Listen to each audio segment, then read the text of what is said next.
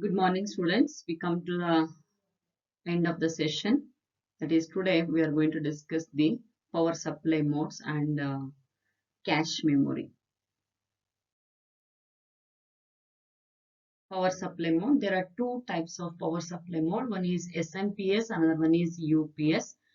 SMPS abbreviation is important for 1 mark and the definition is important for 1 mark.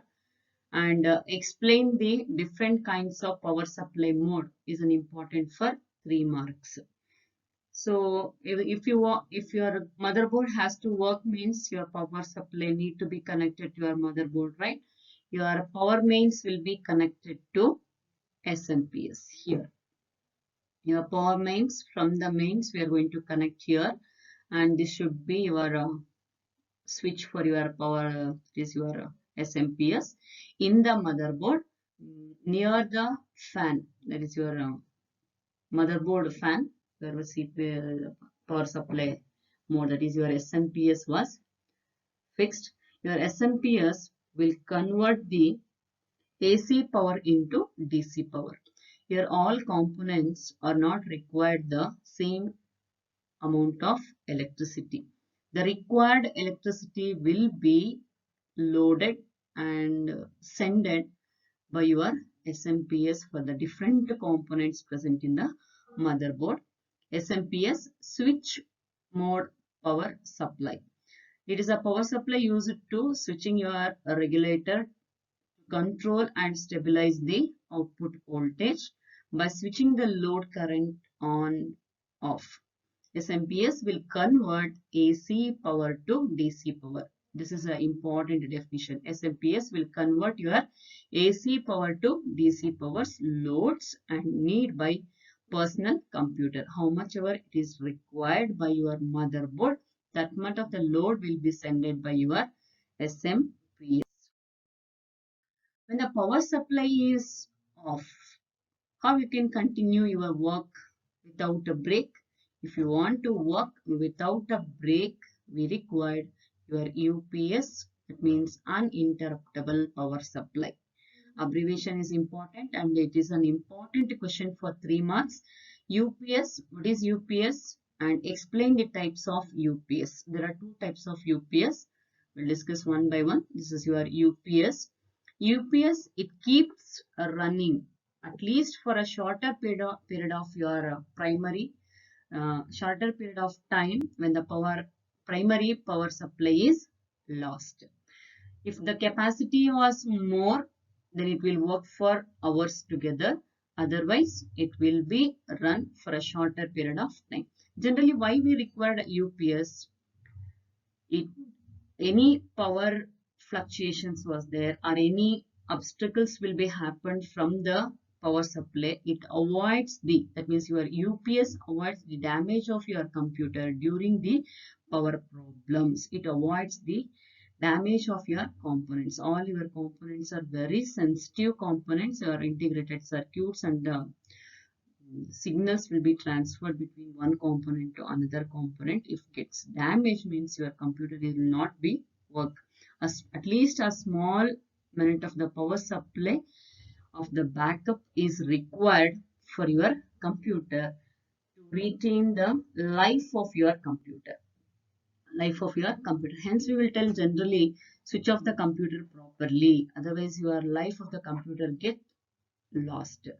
If suddenly power goes off means one life of the computer get lost. Hence, to avoid that, we are using the UPS. UPS keeps running for a shorter period of time when the power supply, it is a main power supply, is lost. UPS contains a battery and it is on to the battery power when the device lost its main power, and it avoids the damage of the computer during power problem. Why UPS is required? It provides a primary power supply and it avoids the damage of your computer when during the power problems. That is the definition of your UPS. There are two types of UPS. One is online UPS, another one is offline UPS. Online, name itself was telling your inverter directly connected to your power mains. See here, Your mains was connected to battery charger. Your computer is receiving the power supply load from the battery. Even though the power supply is on or off, battery will be providing a load to your computer. That is power load to your computer. When the mains was there, directly mains will be connected to inverter. That is your battery charger. Battery backup will be sent to your computer. When the power supply is off, battery backup will be running to your computer without shutting down of your work. You can continuously work when the online UPS was there. That is the main advantage of your online UPS. And if the battery capacity was more, you can work for number of hours of the time without knowing, that is when the power is there or not, without knowing to you, you can work continuously without any break. That is the help of your online UPS. The second type is your offline UPS. Your offline UPS, it is not connected. A power mains not connected to your battery. See here, when the mains was there, the battery when the power supply is present, mains will be providing a load to your computer. When the power supply is off, then only your computer will switch over to the inverter. Inverter will receive the battery backup from the power from the backup battery. So it will not work for hours of time. That means the inverter does not remain on state continuously. Instead, it will become only when the main power gets off. Your inverter will not supply directly to the computer.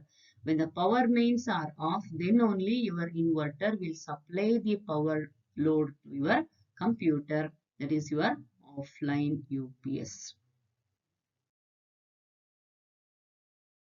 So that is about your UPS, and we come to the last point, that is your cache memory. A cache memory, it is a very high speed semiconductor memory. It resides between the CPU and the RAM. It resides between your CPU, that is your main memory, and the CPU, that is your RAM and CPU. Main memory is nothing but your RAM. Why we required your cache memory?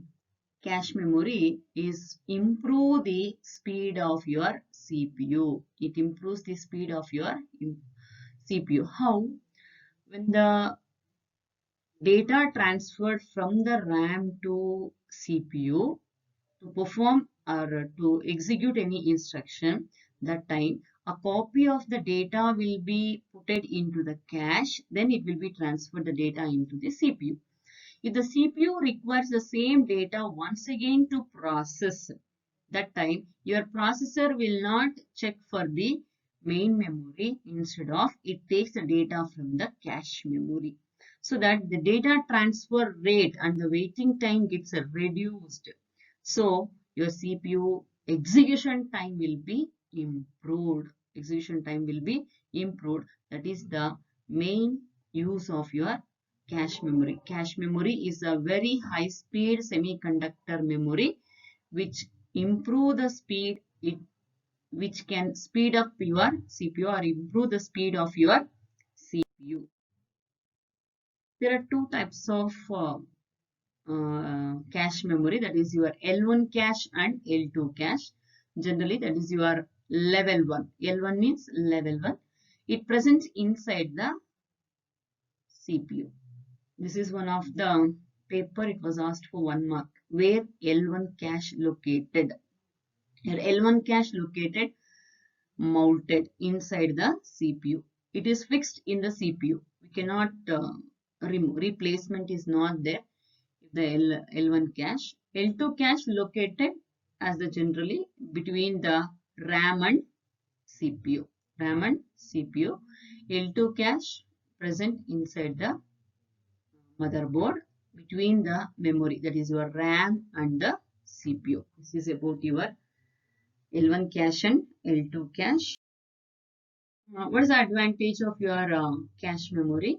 It stores data for temporary use. Once the processing was completed, CPU sends the another set of instruction. That time old data in the cache memory gets erased. The new data will be replaced by the old data, and it can consumes less time. That means your reload of the instructions is not required from the RAM to CPU. Rather than it takes the data from the cache memory to CPU. Hence, it is a faster memory. It executes the data very faster. It improves the CPU speed. What is the disadvantage? It is expensive and it stores only limited data. Suppose if you want to execute high instructions, that time cache memory will not be applicable. So it cannot be used. So only less amount of data, if you want to process it, that time we can use the cache memory. And one more thing here, you need to Google it. That is, you search that present configuration of your computer. What are the things we should know that if you want to buy a computer? What is a processor? What is the capacity of the RAM? What is the capacity of the ROM? Processing speed? What are the peripheral devices they have been given for the computer? Please make a note from the that is your one of the assignment work. Just you search in the Google or internet. So find out what is the present configuration of your computer. That means if you want to buy the computer, what are the things you should know? That what's the processing speed, what's the storage capacity, that is your hard disk capacity, what is the RAM, what is the CPU speed, and what are the hardware devices. Okay, you just copy down that one from the internet.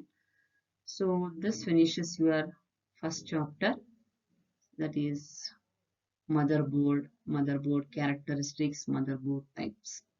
Types and characteristics important for 3 marks. Processor, that is your components of your motherboard. Processor, BIOS, CMOS, your slots, then input output ports and interfaces, then disk controllers, bus. These are the components of your motherboard.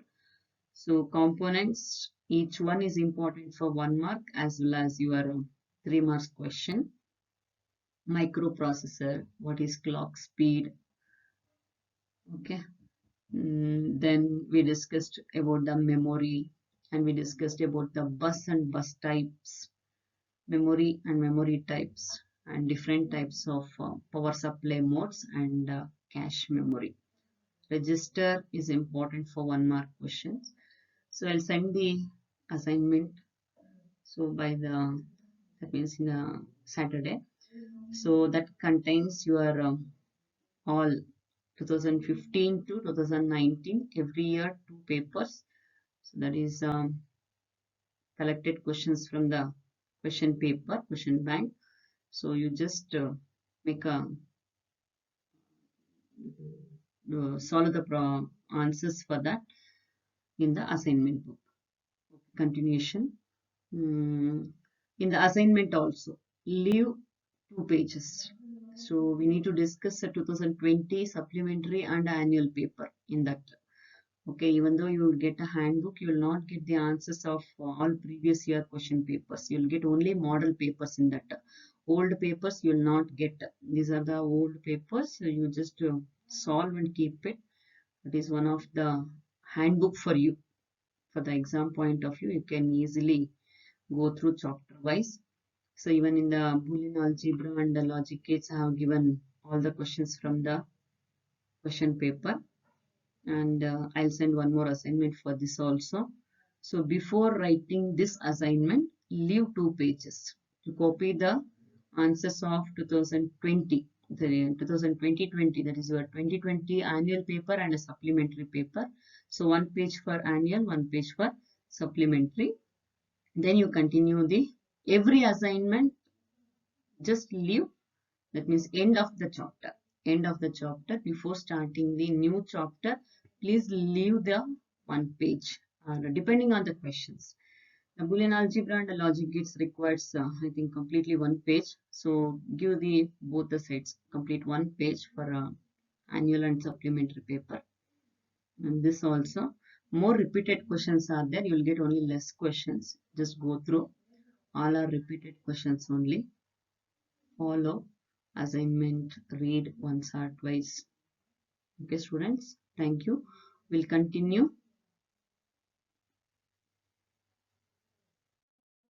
Thank you, students. We'll continue.